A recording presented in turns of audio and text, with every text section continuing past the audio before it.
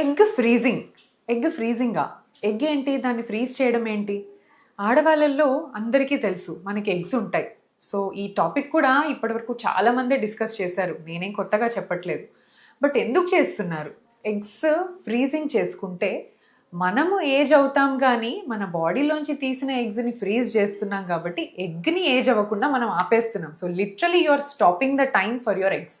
So this is the most beautiful advantage అండి egg ఫ్రీజింగ్కి. First thing, అసలు egg freezing ఎందుకు చేస్తున్నారు?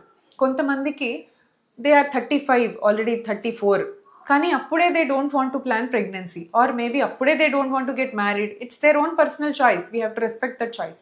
బట్ దానివల్ల ఆమె ప్రెగ్నెన్సీ ఛాన్స్ కాంప్రమైజ్ అవ్వాల్సిన అవసరం ఉందా? డెఫినెట్లీ లేదు.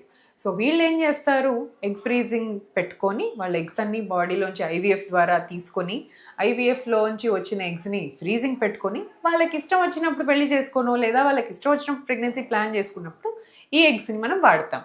బట్ ఐడియల్ ఏజ్ అండి ఫ్రీజింగ్. ఒకవేళ మీకు ముందే ప్లానింగ్ ఉంటే నేను లేట్గా చేసుకుంటాను, నేను ఇప్పుడే కనను అని ఆ 34-35 ఇయర్స్లో చేయించుకునే బదులు లేట్ 30s ఆర్ ఎర్లీ 30sలో చేయించుకుంటే ఫ్రీజింగ్కి చాలా మంచి బెనిఫిట్ ఉంటుంది. ఆల్రెడీ 34-35 ఇయర్స్లో ఎగ్ క్వాలిటీ డ్రాప్ అవడం మొదలవుతుంది, నంబర్ ఆఫ్ ఎగ్స్ డ్రాప్ అవడం మొదలవుతుంది. ఆ టైంలో ఫ్రీజింగ్ వల్ల ఎక్కువ బెనిఫిట్ రాదు. సో ఈ freezing is already on your mind, definitely it's better you do it early. Late 20s, 26, 27, 28 ఆ టైంలో, ఆర్ ఎర్లీ 30s, 30, 31 ఈ టైం కల్లా ఫ్రీజ్ చేసుకుంటే మీరు ఈ ఎగ్స్ నుంచి మ్యాక్సిమం బెనిఫిట్ పొందొచ్చు. అండ్ ఇంకొకటి ఏమనుకుంటారు, నేను ఫ్రీజ్ చేసి పెట్టుకున్నాను, నేను ఎప్పుడైనా ప్లాన్ చేసుకోవచ్చు, నా ఎగ్స్ బాగున్నాయి, నాకు అది తీసి పెట్టుకున్నానంటే ప్రెగ్నెన్సీ వచ్చేస్తుంది. Egg freezing will only preserve your chance of fertility but does not guarantee a pregnancy. నేను ఫ్రీజ్ చేసుకున్నాను కదా నేను ప్రెగ్నెంట్ అయిపోయాను, ఇట్స్ నాట్ లైక్ దట్. మీ ఫర్టిలిటీని అది కాపాడుతుంది అంతే, కానీ ఆ ఎగ్ యూజ్ చేయటం వల్ల మీకు ప్రెగ్నెన్సీ వస్తుందా రాదా అనే రిస్క్ మీ ఓన్ రిస్క్. ఆ టైంలో మీరు పెట్టుకునే దాన్ని బట్టి, మీ ఎంబ్రియో ఫార్మేషన్ని బట్టి, ఆ టైంలో your age, it depends on so many things అనమాట. So before egg freezing always make sure you are physically fit, mentally ready, your blood tests are all normal, especially AMH hormone, thyroid, sugars అన్నీ normal ఉన్నాయా check చేసుకొని only when you are completely fine ఆ టైంలో egg freezing చేసుకోండి. So it is called oocyte cryopreservation. చాలా మంచి option for working women. And ఇది కనిపెట్టింది యాక్చువల్లీ ఎగ్ ఫ్రీజింగ్ ఎవరికి కనిపెట్టారంటే క్యాన్సర్ పేషెంట్స్ కోసం కనిపెట్టారనమాట. బికాస్ క్యాన్సర్ ఉన్నప్పుడు వాళ్ళు కీమోథెరపీ అని, రేడియేషన్ అని తీసుకోవాల్సి ఉంటుంది. ఇది తీసుకున్న టైంలో మన బాడీలో ఉన్న ఎగ్స్ కంప్లీట్గా డ్యామేజ్ అయిపోతాయి.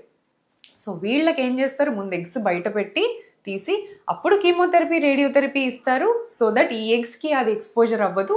And then once they are cured of cancer cure అయిన తర్వాత మళ్ళీ పెళ్లి చేసుకున్నప్పుడు అప్పుడు ఈ ఎగ్స్ వాడు. సో క్యాన్సర్ పేషెంట్స్ కోసం కనిపెట్టిన దాన్ని ఇప్పుడు కొంతమంది కాస్మెటిక్ అంటే వాళ్ళ సోషల్ ఎగ్ ఫ్రీజింగ్ అంటారు, వాళ్ళ పర్సనల్ చాయిస్కి లేదా పర్సనల్ కెరియర్ గ్రోత్ ఆప్షన్స్, వీటి కోసం యూజ్ చేసుకోవచ్చు అన్నమాట. And how many years can you freeze your egg? ఈరోజు తీసాం, నెక్స్ట్ ఇయర్ కల్లా నేను వాడేసేయాలా? No, you can freeze your egg for 10 long years. 10 years వరకు మన రికార్డ్స్ అన్నీ మెయింటైన్ అవుతాయి. సిస్టంలో everything, national registry, everything is maintain for 10 years. So 10 years లోపు మీరు ఎప్పుడైనా మీ ఎగ్ని యూజ్ చేసుకోవచ్చు. But the earlier the better.